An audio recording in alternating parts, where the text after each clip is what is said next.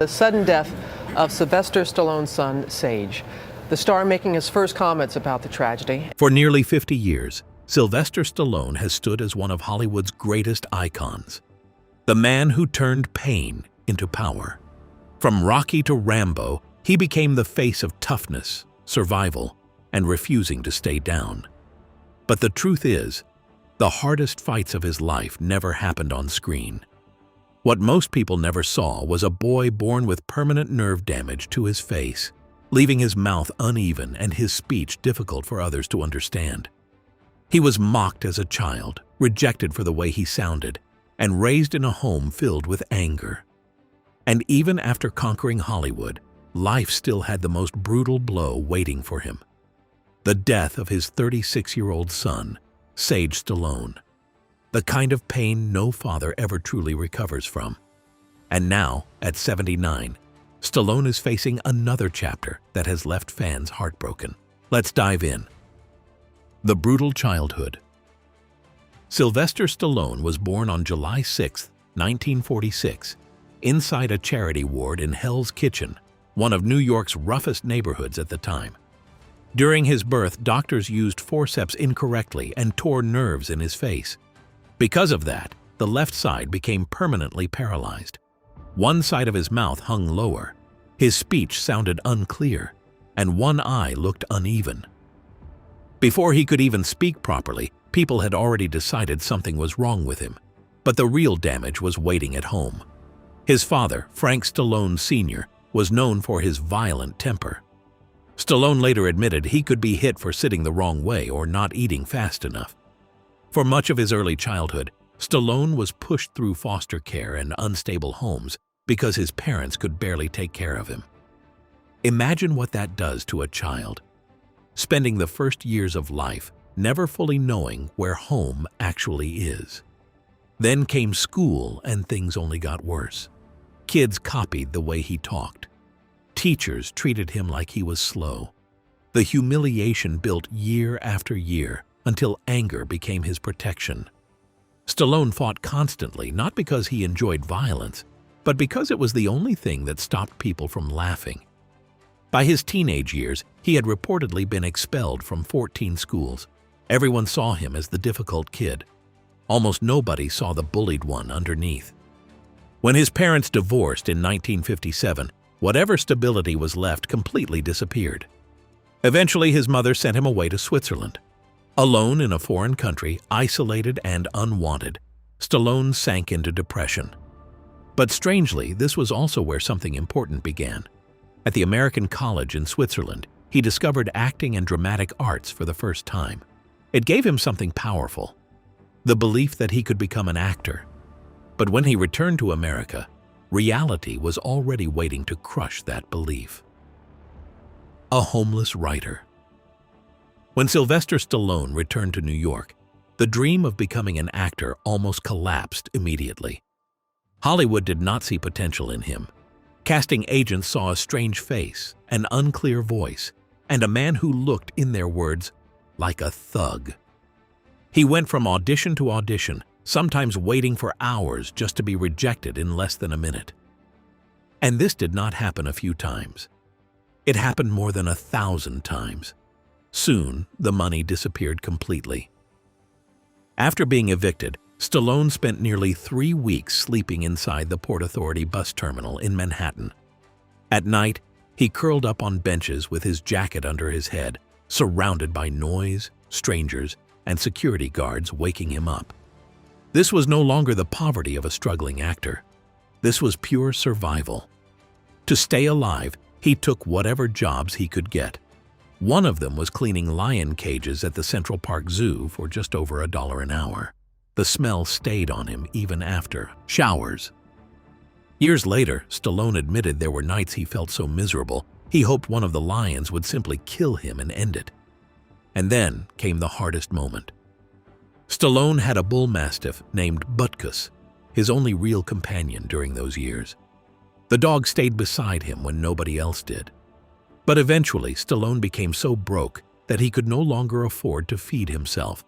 Standing outside a liquor store with almost nothing left, he sold Butkus to a stranger for around $40. Then he walked away crying. That was rock bottom. And strangely, that was also the moment everything started changing. On March 24, 1975, Stallone watched Muhammad Ali fight Chuck Wepner, a boxer almost nobody believed in. Wepner was beaten badly, but he refused to fall. Stallone saw himself in that fight. He rushed home and locked himself inside his apartment. For 3.5 days, almost without sleep, he wrote a screenplay called Rocky. Studios loved it immediately. Offers exploded, eventually reaching $360,000. But there was one condition. Sylvester Stallone could not play Rocky because the producers wanted a familiar, famous face. Someone like Robert Redford or James Caan. Now, at that time, Sylvester had only $106 in his bank account. And if he wanted, he could easily accept the $360,000 offer, hand over the script, and change his life instantly. But he said no. And that one no changed everything, becoming the global phenomenon. Among so many people in Hollywood, it was the producer Irwin Winkler and director Robert Chartoff who finally agreed to take a risk and let Sylvester Stallone play Rocky himself. But even that yes came with conditions. The studio did not fully trust him, so they cut his payment down to just $35,000. That was far less than what he had already been offered just for the script alone. The budget was small, the schedule was tight, and most people around the project expected it to fail badly. But somehow, it worked. When Rocky finally came out, it did not feel like a normal boxing movie. It felt real. Rocky was not polished or perfect. He was a broken man trying to hold on, and that is exactly why people connected to him. The story started spreading fast, far beyond what anyone expected. Then came the moment nobody saw coming. At the 1977 Academy Awards, Rocky beat huge films like Taxi Driver and All the President's Men to win Best Picture. Just a year earlier, Stallone had been sleeping in bus stations and cleaning lion cages just to survive. Now, he was standing in the center of Hollywood history. But even in that success, something personal still needed to be fixed. After Rocky became a hit, he went back and bought Butkus for around $15,000, the same dog he had once been forced to sell for just $40. Butkus even appeared in the film later. It was not just about getting a dog back, it was about reclaiming a part of himself that life had forced him to give up. From there, everything exploded. Rocky sequels turned him into a global name. Then came First Blood, where John Rambo changed him again. This time into a symbol of pure survival and rage. Rocky represented hope, Rambo represented pain, and together they made Stallone one of the biggest stars on the planet. By the mid-1980s, he was earning millions per film and sitting at the very top of Hollywood. But hidden behind the muscles, fame, and global success, pressure was building quietly. And the higher Stallone climbed, the more brutal the fall was about to become. The unwinnable battle. By the 1990s, cinema itself was shifting. Audiences were moving away from simple fighter heroes and straight action stories. Because of this change, even when Sylvester Stallone delivered strong work in Copland, the response did not bring him back into the center. The attention faded quickly. At first, it was fewer offers, then almost nothing. The same industry that once built him into a global icon was now quietly stepping away. It got worse behind the scenes. He was dropped by his agents at CAA, and his manager told him something that hit harder than any review or box office failure, that nobody really wanted him anymore. Then, the early 2000s made it even worse. Projects like Get Carter, Driven, and Detox failed both critically and commercially.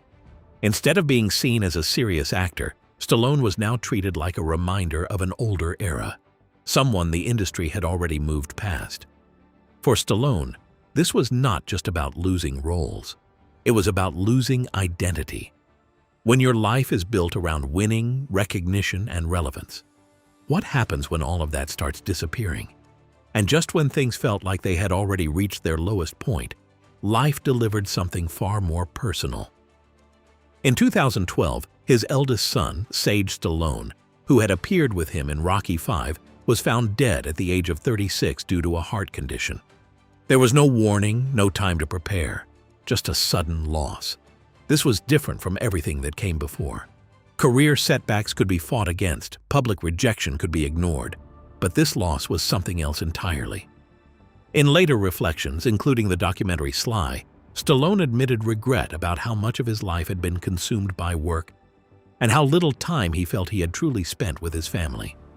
All the fights he had written on screen, all the victories, all the comebacks, none of them prepared him for a battle like this, because this one could not be won, and that realization would change everything that came after.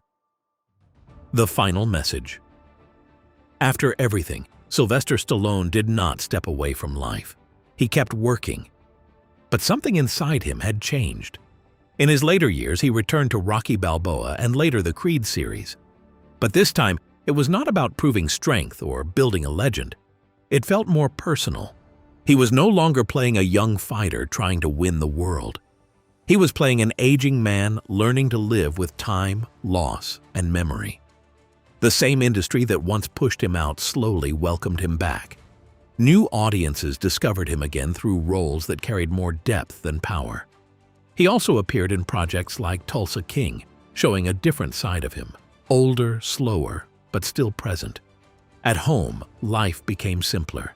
His daughters and family became his center, something he once feared losing forever. Work no longer defined him the way it used to. It supported him, but it did not control him anymore. Even today, at 79, the scars remain. The childhood injuries, the years of rejection, the loss of his son, they never fully leave. But they change the way he sees life, pain, and everything around him.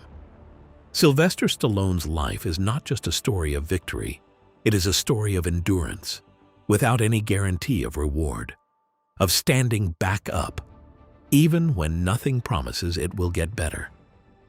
So what do you think about this journey? Let me know in the comments below. If you like this video, make sure you give it a thumbs up and subscribe for more incredible stories like this one. Until then, see ya.